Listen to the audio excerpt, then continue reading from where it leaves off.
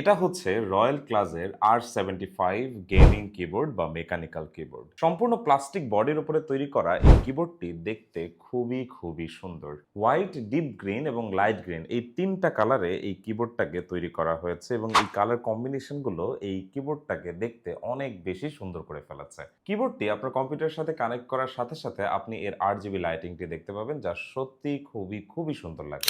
আপনি যদি dark এনভায়রনমেন্টে computer use করে থাকেন তাহলে এই RGB লাইটটা আপনার সম্পূর্ণ কম্পিউটার রুমের সৌন্দর্য অনেকটা বাড়িয়ে দেবে। কিবোর্ডটির বাম দিকে ঠিক এই জায়গায় আছে একটি USB-C পোর্ট, আর কিবোর্ডটির একদম ডানে রাউন্ড দেখতে যে জিনিসটা দেখতে পাচ্ছেন এটা হচ্ছে একটা ভলিউম রকার, যেটা ঘোরানোর সময় আপনি বুঝবেন যে আপনি কিছু একটা কমাচ্ছেন বা বাড়াচ্ছেন। আর এই রকারটা একটা বাটন হিসেবে কাজ করে, ট্যাপ করলে মিউট হবে এবং আবার ট্যাপ করলে আনমিউট হবে। তবে একটা কনস হচ্ছে যে এই কিবোর্ডটা কিন্তু ওয়াইড একটা কিবোর্ড, এটায় কোনো ব্লুটুথ ফাংশনালিটি নেই। কাজেই এই কিবোর্ডটির বক্সে আসা এই তারটির সাহায্যে আপনাকে কিবোর্ডটি কানেক্ট করে নিতে হবে আপনার উইন্ডোজ কিংবা ম্যাক কম্পিউটারে। ৪ থেকে ৫,০০০ টাকার মধ্যে আপনারা যারা গেমিং বা মেকানিক্যাল কিবোর্ড কিনতে চাচ্ছেন তাদের জন্য এই কিবোর্ডটি হতে পারে দারুণ একটি চয়েস। আমি তো অনেক বললাম, এবার আপনিই বলুন যে এই কিবোর্ডটি আপনার কাছে কেমন লেগেছে।